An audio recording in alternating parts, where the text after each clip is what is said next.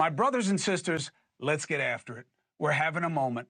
Enough of us have been squawking about Congress, squawking about Trump, making money in office, and I get why it smells bad. The crypto stuff smells bad. The gentleman's club, his son-in-law, all that stuff smells bad. But Congress smells bad too. They're doing the same thing by trading stocks. Check out Unusual Whales. Check out Quiver Quantitative. There are too many doing too well with the timing being too suspicious, and everyone agrees. A recent poll found that nearly 9 in 10 Democrats and 9 in 10 Republicans and 8 in 10 independents, I don't know where my independents are in this. Why aren't you guys 10 out of 10?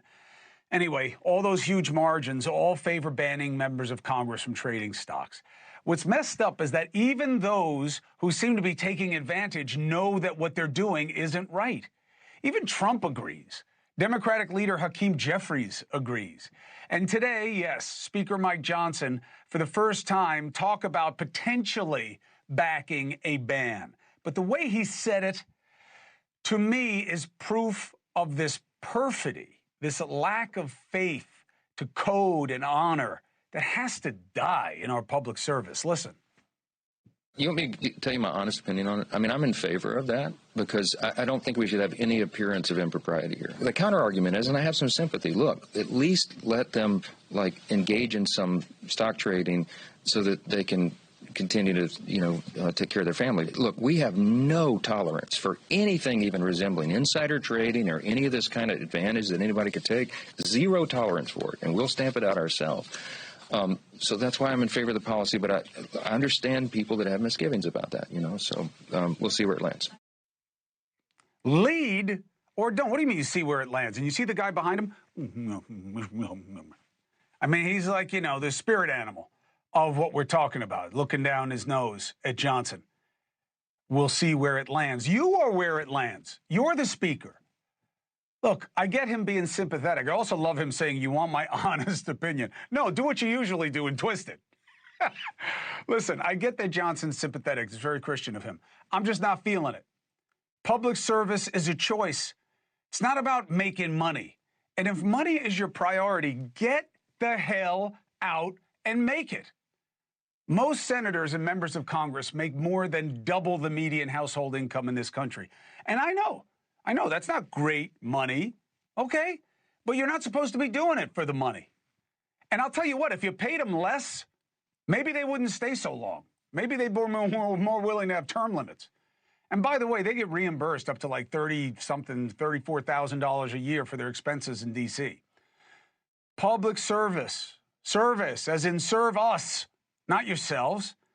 And besides, this isn't about members of Congress being able to provide for their families, put food on the table. They've made millions in the stock market, often with really suspiciously timed trades. It's such a messed up situation that even the politicians who support banning stock trading in Congress still trade stocks. One of them is running for governor of New Jersey, member of Congress Jared Moskowitz. He's one of the problem solvers. He was asked today on CNN about buying tens of thousands of dollars worth of stock 2 days before Trump paused his Liberation Day tariffs. Interesting. I'm on the bill dealing which would prohibit members from trading up here. I've been on that bill now for quite some time. The Speaker refuses to bring it to the floor. So until that happens, I'm just going to comply with all rules, regulations, and ethics requirements. Obviously, Donald Trump didn't call me and tell me what his plans were, right? My financial advisor looks at what's going on in the media. I had no conversation with my advisor on what stocks to purchase. He manages the portfolio. And so, look, he bought the dip. I'll continue to comply with all rules, regulations, and ethics requirements in Congress, and if we want to change those, which is why I'm on the bill to do that, I look forward to voting for that if the Speaker brings it to the floor. Got it. Understood. No, I don't get it. Not understood. I don't believe the guy bought the dip, by the way. If you look at the chart, that's not the most compelling thing. But here's the problem. It's the smell test. If you're explaining, you're losing. And if you need to explain that, look, I didn't know anything and I didn't do anything, then what you were doing doesn't pass the smell test. And the idea that until the Speaker brings it to the floor, he won't bring it to the floor. So you're just not going to change your conduct. until you have to. That's leadership. The answer is unacceptable. And I think Jared knows that, which is probably why he declined my offer to come on. Moskowitz supports banning stock trading in Congress. Great. Start by not doing it. Okay? Trust is in the toilet. This is a great way to show the majority that elected officials get what passes a smell test.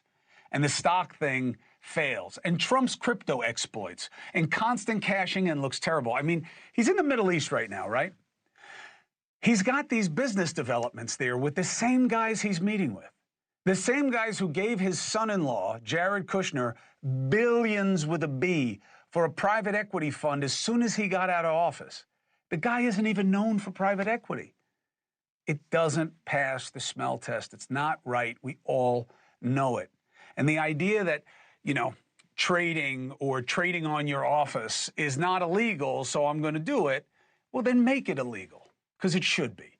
Johnson has the power to bring a vote to ban stock trading on the floor. There are multiple bills already introduced. There's a bipartisan trust act. You got Representative Tim Burchett's bill. Today, Republican Mark Alford introduced a companion bill to Senator Josh Hawley's Pelosi Act. You know, Pelosi, all right, let me say it the right way. Pelosi's husband has done great in the market, sometimes with companies that were relevant to congressional action, okay?